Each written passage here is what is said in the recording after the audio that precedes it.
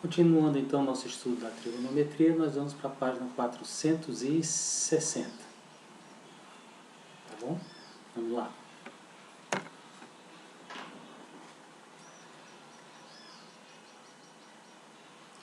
Da última vez, a gente trabalhou a ideia desse primeiro parágrafo, tá certo? Ou seja, era um quadrado, nós traçávamos a diagonal desse quadrado. E aí conseguíamos construir um triângulo retângulo isósceles, certo? Ângulos da base de 45 graus. Aí ele prossegue. A partir dessa evidência, é possível resolver situações como esta. O que ele está propondo? Gente, ele quer saber qual é a altura dessa árvore. Só isso. Sem subir na árvore. Tá? Essa é a ideia. Então, é possível estimar. O que que significa estimar? Fazer uma estimativa? É dar um valor aproximado, certo? Sem ser um chute. Simplesmente através de cálculos matemáticos e trigonométricos, a gente tem uma estimativa, um valor aproximado da altura da árvore. E para isso nós vamos usar um triângulo retângulo. Apropriado, não é qualquer triângulo, tá certo? Não é qualquer triângulo retângulo. Tem que ser um triângulo adequado. Como é que a gente vai adequar isso? Observando a situação. Vamos lá. Olha só. Então ele fez um modelo matemático aqui, ó. Eu tenho uma árvore e ele modelou esse triângulo vermelho, ele fez um triângulo retângulo. Como é que ele construiu isso? Ele pegou um teodolito, colocou aqui. A gente sabe que teodolito mede medidas de ângulos, né? Na vertical, então ele pegou e mediu um ângulo aqui de 45 graus, com o horizonte. Marcou lá 45 graus. Aí ele caminhou, ou mediu, uma certa distância, até um ponto qualquer, até esse ponto aqui. Poderia ser aqui, aqui, não importa, onde ele quisesse, certo? Ele mediu bem aqui, porque ele quer fazer uma reta, como se aqui fosse uma reta imaginária, né? Vai dar exatamente a altura da árvore, tá? Então, essa distância do ponto A até aqui, ele chamou de x.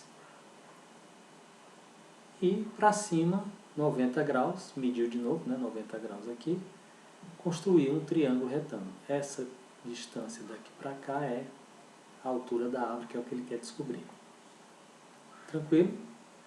Detalhe, esta altura é exatamente igual a essa distância. Por quê? Porque o ângulo é de 45 graus. E nós já vimos no triângulo retângulo, quando eu tenho um ângulo de 45 graus, os catetos têm a mesma medida. Nós já vimos isso no vídeo anterior. Portanto, essa distância é exatamente igual a essa aqui. Beleza? É o que ele diz, ó. As medidas dos catetos são iguais. Mas aí você poderia chegar e dizer assim, e se eu não puder construir um ângulo de 45 graus? Como é que eu vou fazer? E se eu não puder medir essa distância aqui? Há essa possibilidade. Se eu não poder medir isso aqui, como é que eu vou fazer? Está aqui um exemplo, ó, nessa foto. Lá no rio Camburi, em São Paulo. Aqui ele pode medir, ó, daqui para cá, essa distância ele pode medir. Mas ele quer descobrir essa distância aqui. Como é que ele vai fazer? Se ele tem que atravessar daqui para cá para poder descobrir isso aqui. Tá certo?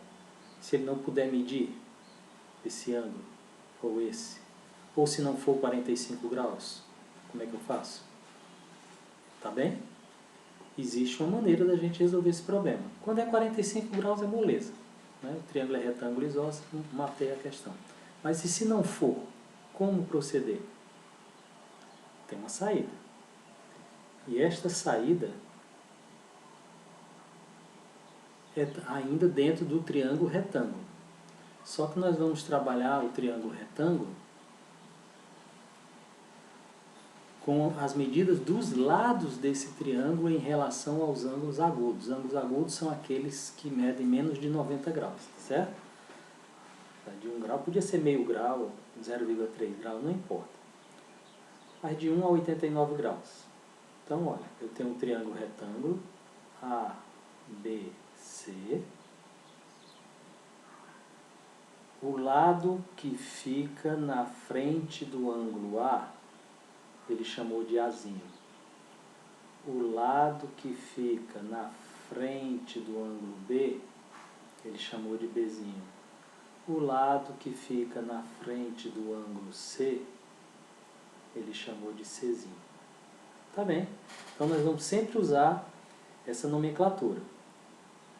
Lados opostos a ângulos têm o mesmo nome do ângulo, só que com letra minúscula. Oposto. Qual é o lado oposto ao ângulo A? É o que fica na frente dele. Ó. Quem está na frente dele? É o Azinho. Quem é o lado oposto ao ângulo B? É o Bzinho. Quem é o lado que está na posição oposta ao ângulo C? É o Czinho. Acontece que como o triângulo é retângulo em C, significa que A e B são catetos. Por quê? Porque são eles que formam esse ângulo reto, esse ângulo de 90 graus. Tá certo? Então, este segmento, olha para cá, este segmento BC é um cateto deste triângulo aqui. E ele é oposto ao ângulo A. Esse lado é oposto ao ângulo A. E em relação ao ângulo B, ele não é oposto, ele está vizinho. Portanto, ele é chamado de adjacente. O que é adjacente? Vizinho, coladinho. Quem é que está na cola do B? É esse lado. Este lado está na posição oposta ao ângulo A. E adjacente ao ângulo B. Você poderia dizer adjacente ao ângulo C também? É. E por que eu não vou mexer com o ângulo C? Porque o ângulo C é reto. Tá? Ele serve apenas para me indicar que eu estou diante de um triângulo retângulo. Ok? Vamos trabalhar agora com esse lado Bzinho. O lado Bzinho, ou seja, que vai de A até o vértice C, ele é oposto, porque está na frente ao ângulo B. Ele está vizinho a quem? Ao ângulo agudo. Que ângulo agudo? Ao ângulo A. Então ele é adjacente ao A e oposto ao Bzão. Adjacente ao Azão, oposto ao Bzão. Como ele está oposto ao Bzão, o nome dele é Bzinho. São os catetos. Por quê? Porque formam um ângulo reto. E o outro lado que sobrou, que é sempre o maior, que é oposto ao ângulo reto, é chamada de hipotenusa do triângulo retângulo. Certo? A hipotenusa é sempre o maior lado do triângulo retângulo e sempre estará na posição oposta ao ângulo reto. Estará sempre na frente do ângulo reto. Beleza? Só isso. Tá? Obviamente, ele é adjacente aos outros dois ângulos, A e B. Está oposto ao ângulo C. Tranquilo? Ok. Vamos lá. Veja. No exemplo da altura da árvore, foi utilizado entre as medidas dos catetos. Perfeitamente. A razão entre a medida do cateto oposto ao ângulo A e a medida do cateto adjacente ao ângulo A. Vamos ver aqui, rapidinho. Cadê? Está aqui, ó. Ângulo A. Ângulo A é esse aqui. Eu trabalhei com a medida do cateto oposto ao ângulo A. Quem é o cateto oposto ao ângulo A? É o H. E trabalhei com a medida adjacente ao ângulo A, que está pertinho dele. Quanto é que vale? X. Então ele fez a relação entre o H e o X. Cateto oposto, razão com cateto adjacente. Oposto com adjacente. Essa relação é chamada em trigonometria de tangente.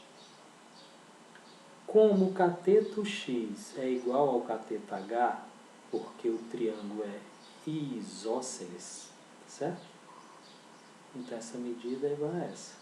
Quando eu coloco uma sobre outra, a divisão vai dar sempre 1, né? Se aqui for 10, aqui também vai ser 10, então 10 dividido por 10 dá 1. Se aqui for 20, aqui também for 20, 20 dividido por 20 dá 1. Conclusão, a tangente, por que tangente? Porque é a definição de cateto oposto dividido por cateto adjacente. E eu quero fazer essa divisão, eu quero achar essa razão, eu quero achar esta relação. A relação entre o cateto oposto e o cateto adjacente como eles são iguais, é sempre igual a 1. Eu concluo, então, que a tangente de 45 graus é sempre 1. Tá? É uma medida, tangente, chama-se tangente. A razão entre o cateto oposto e o cateto adjacente chama-se tangente. E olha só como é que ele faz as abreviações, abreviaturas, né? Assim, ó. Tangente, TG, o nome do ângulo, ou seja, a tangente daquele ângulo que eu estou me referindo. Lembre de colocar o chapéuzinho, né, circunflexo em cima do ângulo. Cateto oposto ao ângulo A, dividido pelo cateto adjacente ao ângulo A. Sempre assim, oposto por adjacente. Se eu quiser saber tangente, é oposto por adjacente. No nosso caso, o ângulo A mede 45 graus. Meu tempo está acabando, só um instante. Tá? Meu ângulo A mede 45 graus. Portanto, a tangente de 45 é h sobre x. Como h é igual a x, conclusão, tangente de 45 igual a 1. Tranquilo? Então, no próximo vídeo, nós vamos estudar as razões trigonométricas no triângulo retângulo. Nós vamos estudar 3 razões trigonométricas. Nós já vimos basicamente uma, chamada tangente. Nós vamos detalhar mais no vídeo seguinte. Tá bom? Até mais, então.